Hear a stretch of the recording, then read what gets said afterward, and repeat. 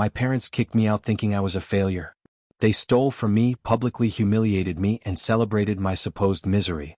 But they had no idea what was coming. My name is Ethan. I'm 32 years old, and I can say with certainty that money doesn't magically protect you from family drama. I've been through it myself. I've been working since I was 18 and built my own business from scratch after dropping out of college. Back then, my parents thought I was making the stupidest mistake of my life. You'll never amount to anything in life without a degree, my mother told me while stirring her coffee as if she were auditioning for a soap opera. My father just grunted in agreement, which was typical of him, his usual way of dismissing everything I said. They didn't know I had already started my first online venture, a niche e-commerce store that would eventually transform into a series of companies generating millions per year. But going back, I said they didn't know, so all they saw was a reckless, naive kid who didn't want to put in the effort. We were never a close-knit family. My parents were the type who measured people's worth by appearance and status. My older sister, Rebecca, was their pride and joy, a corporate lawyer with an impeccable LinkedIn profile, luxury handbags for every season, and that kind of cold, calculated confidence that could silence a room. She was the success story they paraded in front of family friends. I was the cautionary tale to avoid. Whenever I went to dinner there, they would find a way to insert digs disguised as concern. Still doing that little internet thing? My father would ask, laughing as if it were a phase I'd outgrow, like collecting comic books.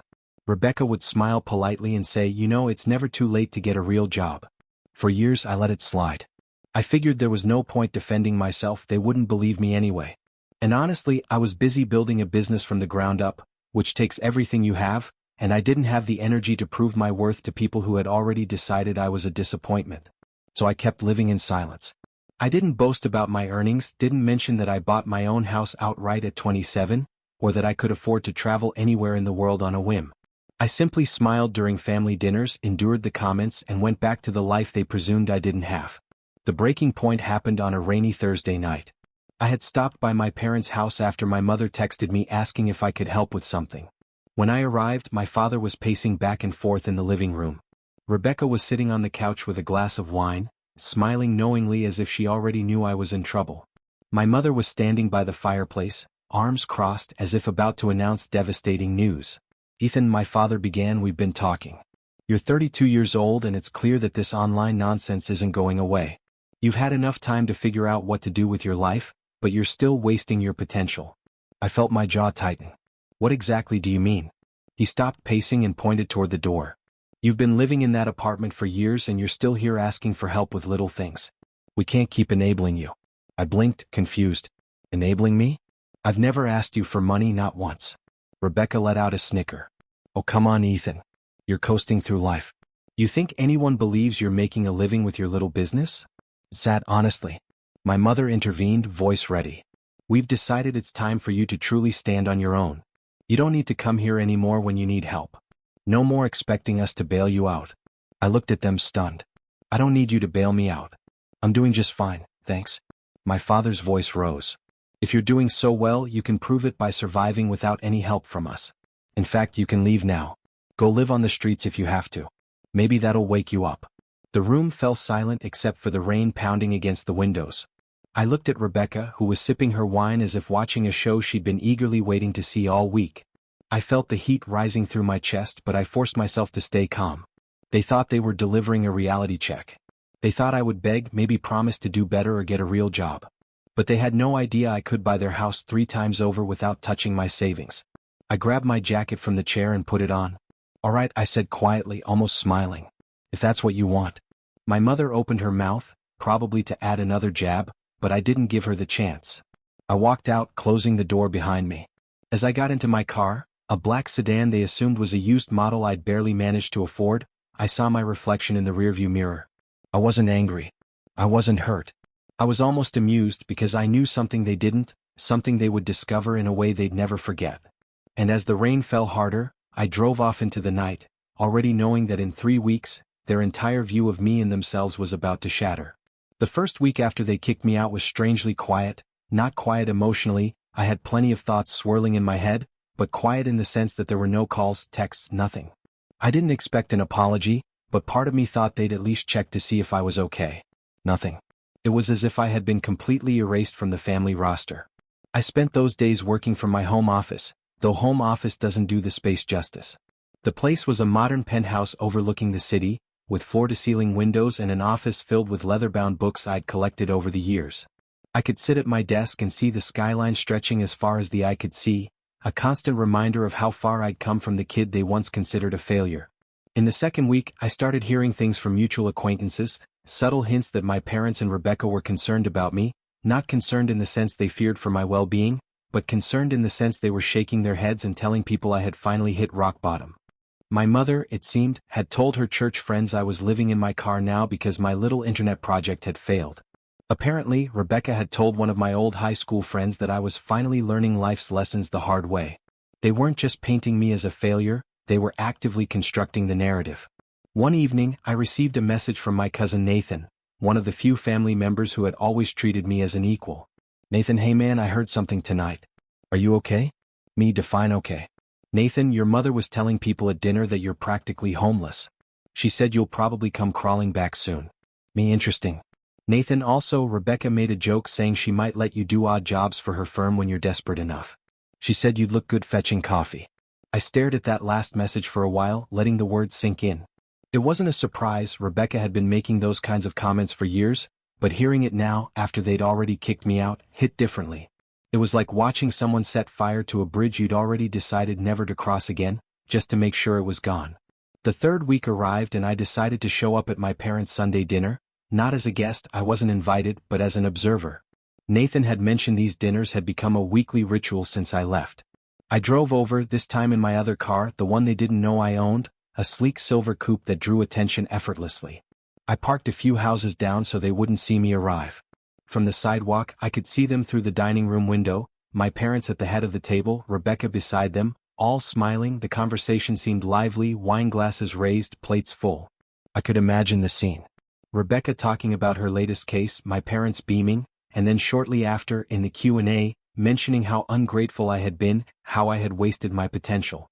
I wasn't angry anymore. No, what I felt was something colder, something sharper. This wasn't just about me leaving their house. It was about them using me as an example to make themselves feel better, look better. They were rewriting my life as a failure story because it made them feel righteous and in control. 2 days later, I received a phone call from my mother, not for a reconciliation but to ask for a favor. Her tone was light, almost mocking.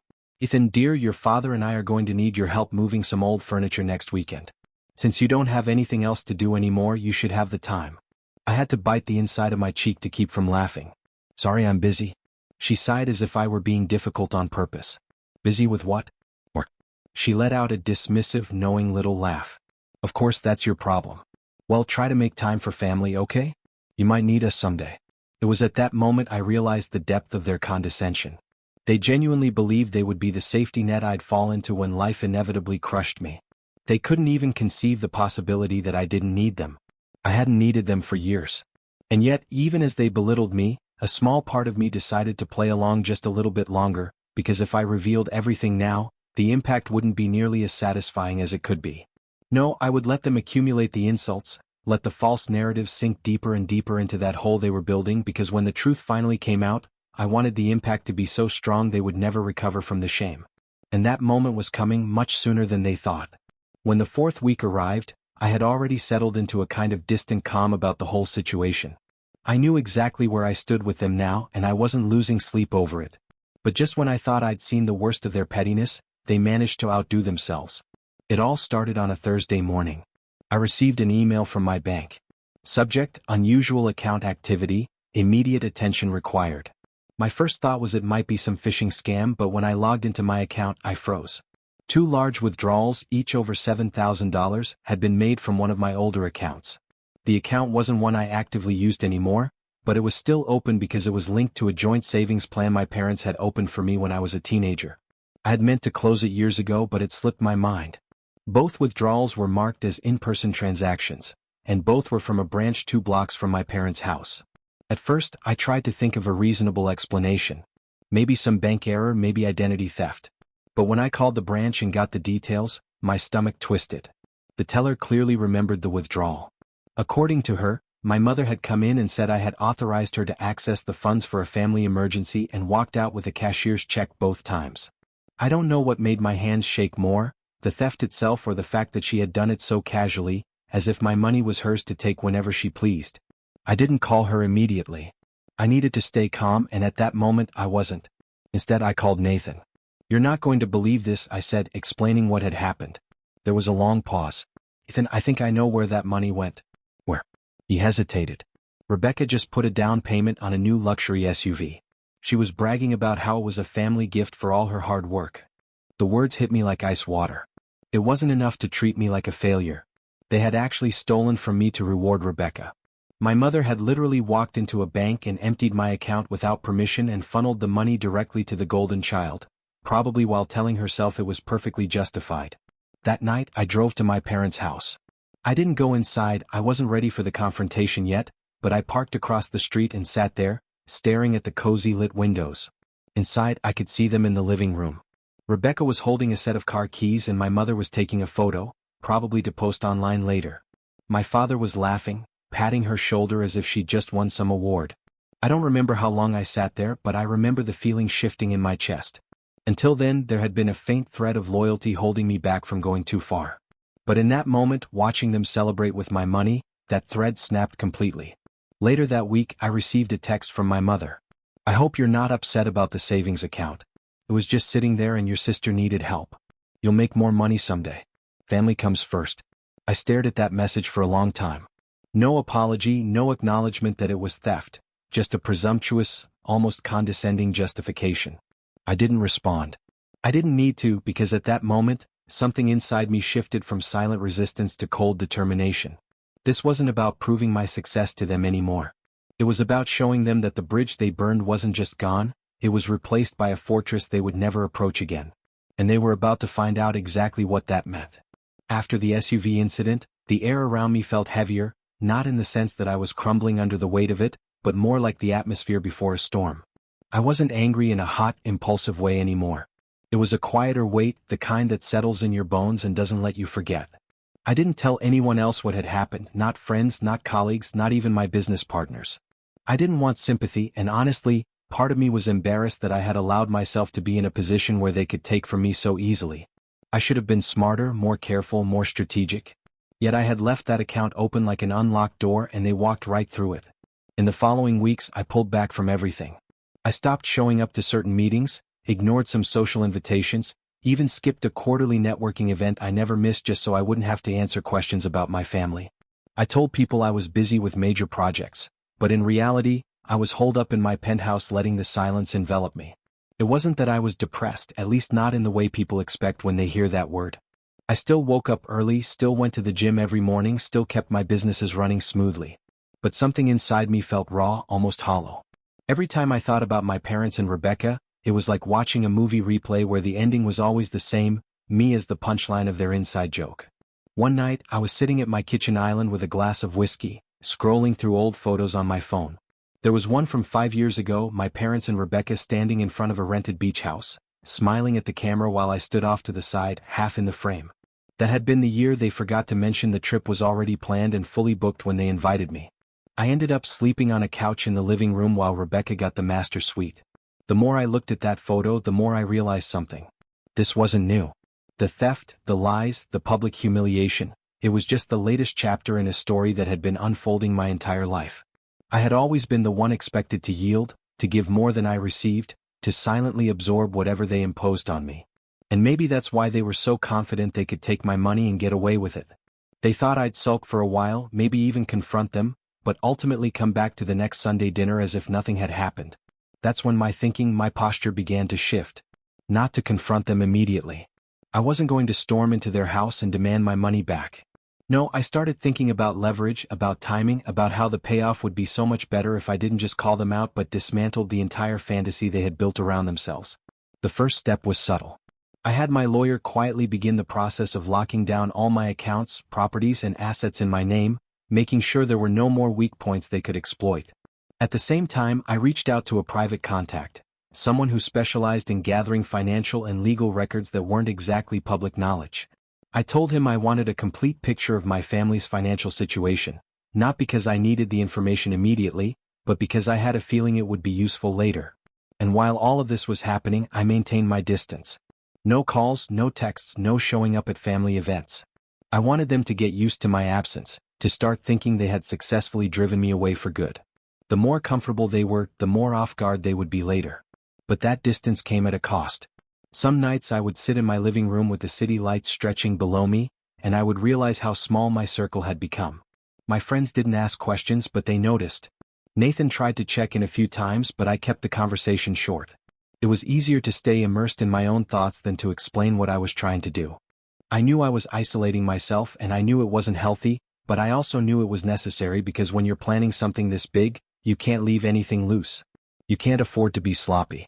And quietly, in the back of my mind, a reckoning was starting to form.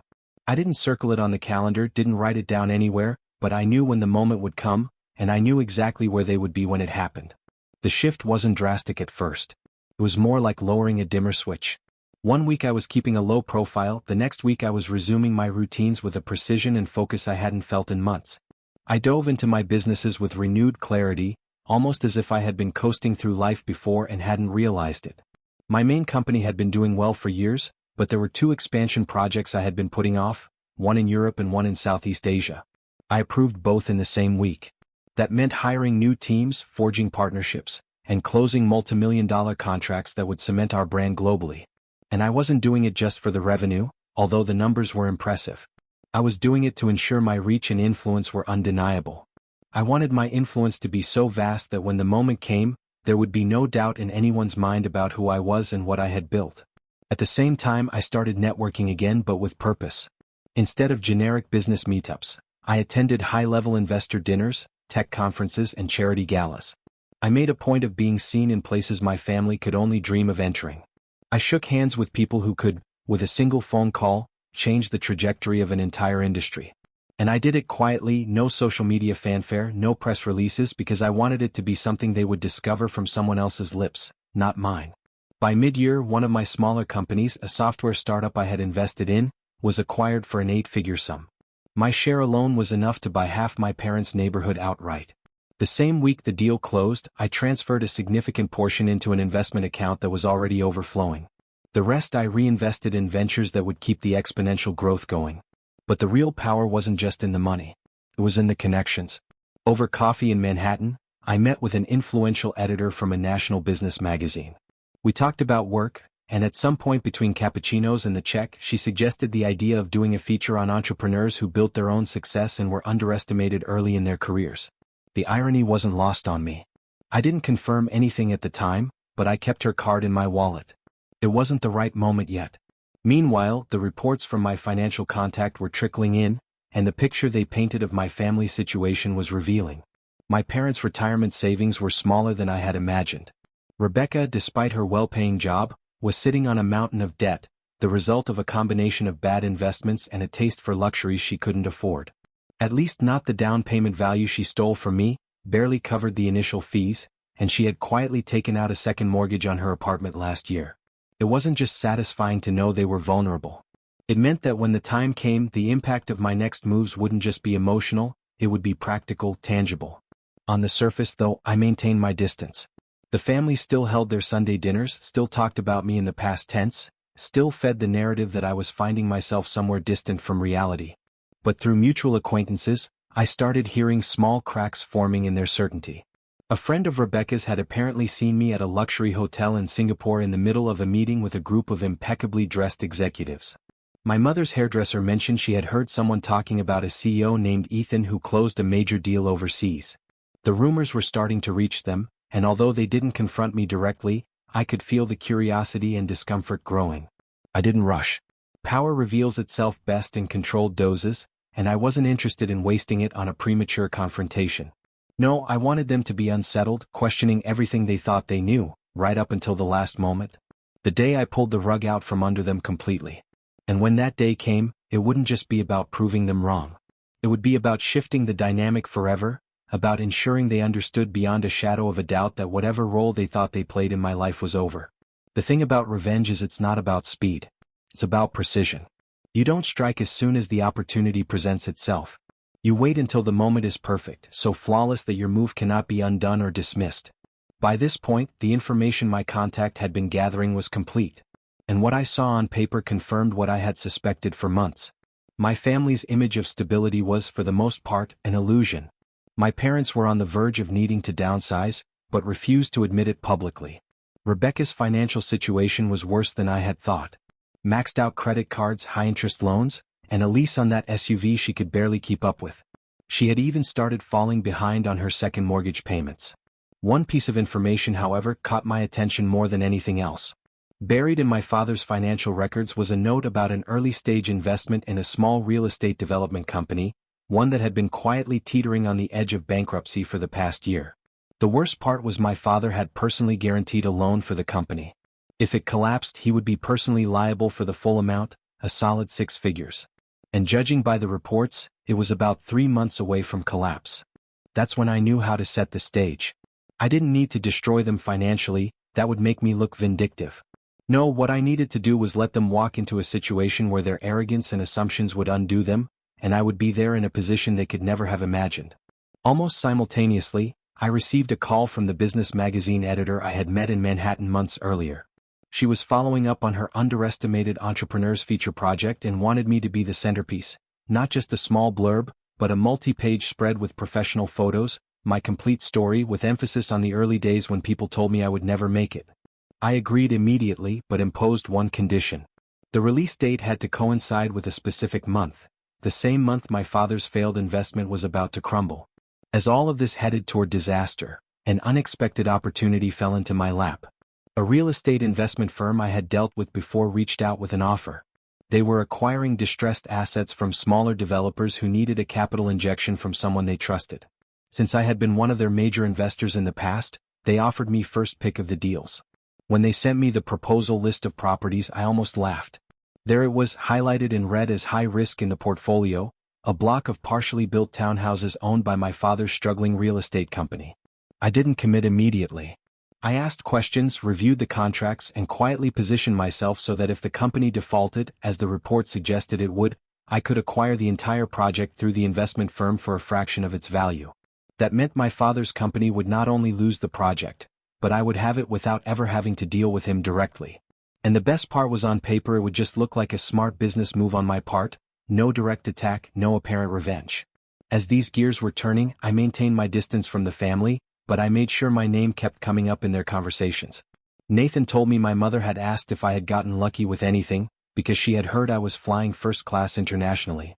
Rebecca had apparently asked a mutual acquaintance if I was actually doing well or just faking it to keep up appearances. I could feel the curiosity eating at them, and I knew that curiosity would soon turn into shock. I wasn't just moving into a powerful position. I was about to control the board, and they hadn't even realized we were playing. And when the time came to act, it would be public, undeniable, and perfectly timed to happen when they needed me most. When the month finally arrived, everything I had been planning for the past 6 months was falling into place perfectly, like dominoes ready to fall in sequence. All I had to do was touch the first one. The business magazine article hit newsstands on the first Monday of the month. My face was on the cover, impeccable suit, city skyline in the background, headline in bold letters. From doubt to dominance, the self-made visionary who proved everyone wrong. The article didn't mention my family directly, but it didn't need to. The narrative was clear. I was told I would never succeed, that I was underestimated by those closest to me, and I quietly built an empire worth tens of millions. The timing couldn't have been more perfect. Within hours, the article was circulating online, shared on social media, business groups, and even LinkedIn circles that my sister frequented. That same day, my phone buzzed nonstop. Colleagues, old friends, even distant acquaintances were congratulating me. And shortly after, I received the text I had been expecting from my mother. "Ethan, we saw the magazine. We had no idea things had gotten this far for you. We're proud of you." Proud? The words hammered in my head like a bitter pill. After years of ignoring me, of stealing from me, now they were proud. I didn't respond. 2 weeks later, my father's real estate development company officially defaulted on the loan. The bank acted quickly, and the real estate investment firm I had partnered with swooped in and acquired the project at a steep discount. As planned, my capital secured me controlling interest in the entire venture. On paper, it was just another smart acquisition. In reality, I was the one holding the deed to my father's largest asset without him even knowing it. I waited 3 days before the next step. Then I had my assistant schedule a meeting with my parents and Rebecca at a neutral location, an upscale downtown restaurant. The invitation came under the pretense of discussing a business opportunity. And given the sudden shift in tone after the magazine article, they were eager to accept. When they arrived, everyone was smiling. My mother hugged me for the first time in years. My father shook my hand as if we were old business partners. Rebecca complimented my suit, her voice overflowing with a politeness I had never heard from her before. We ordered dinner, exchanged pleasantries, and then halfway through the main course, I slid a folder across the table. Inside was the deed of ownership for the development they had been clinging to as their major investment. My father's smile faltered as he read it. This is our property, he said slowly. Correction, I replied, my voice calm. It was your property. Now it's mine.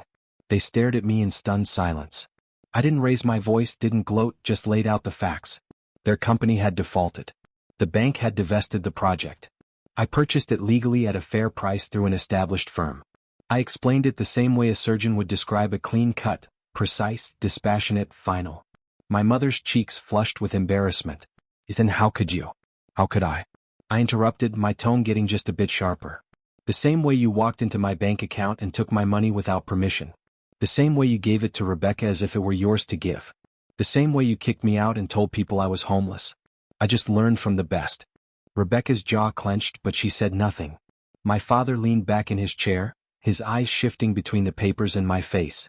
For the first time he seemed small to me, not in size but in presence. I leaned forward, resting my elbows on the table. The difference between you and me is I didn't have to lie or steal to make this happen. I played the long game, and now when this development turns a profit, and none of it will have your name on it. The table was silent except for the clinking of silverware from nearby diners. They didn't argue. They didn't apologize. They just sat there, the weight of what had happened hanging over them like a thick fog. I finished my meal in silence, paid the check, and stood up.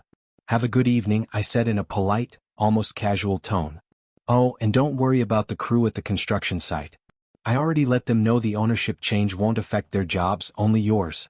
And with that, I walked out, leaving them sitting in the warm glow of the restaurant's chandeliers, the reality of their new position in my world settling in like a cold wind. The aftermath came faster than I expected. 3 days after that dinner, I received a call from Nathan. His voice was low, as if he didn't know whether to sound concerned or impressed. Your parents are losing their minds, he said. Your father hasn't left the house in 2 days. Your mother is calling everyone trying to fix things, but everyone she talks to already knows you own the property. And well, people are talking. It turned out the story had spread beyond the family circle. My father's failed investment wasn't just a quiet embarrassment. It was public knowledge in his social circle. The same people they used to brag to at dinners were now whispering about how their reckless son had somehow outmaneuvered them in business. I didn't need to lift a finger to make it happen. People love a reversal, and this one was too good to keep secret. Rebecca didn't fare much better. Her SUV lease was up for renewal, and since my parents were no longer covering her emergencies, she had to switch to something more modest. For someone whose image was built on luxury, that was a social death sentence. Later I heard she quietly put her apartment up for sale, trying to dig herself out of debt. My parents reached out twice in the weeks after. The first time was a text from my mother. Can we talk? We're still family. I ignored it. The second time was a voicemail from my father. His tone was strained. We need to find a solution. You can't just cut us off like this. I deleted it without listening to the end. The thing is, I hadn't cut them off out of anger. I simply recognized there was nothing left to salvage. They made it clear who they were when they stole from me, lied about me, and celebrated my supposed downfall. I just returned the favor, except I did it without losing my integrity. Months later, the development project started turning a profit. The townhouses sold faster than projected, and my share of the profits was more than enough to make the theft they committed seem like a rounding error. Sometimes I drive by the completed site, watching families move into the homes, children running through the newly paved streets. It was mine now, built on their arrogance and my patience. I never saw them at Sunday dinners again. In fact, I never saw them again at all. The occasional rumor would filter back through Nathan, how my parents sold their vacation home, how Rebecca took on extra cases at work to stay afloat, but they were just fragments of a life that no longer touched mine. The last time I heard from my mother was in a short, almost fragile email. You've changed. I read it twice and then closed my laptop. She was wrong. I hadn't changed. I simply stopped playing the role they had written for me. And I realized as I looked out at the city view from my penthouse balcony that night, that was the real victory.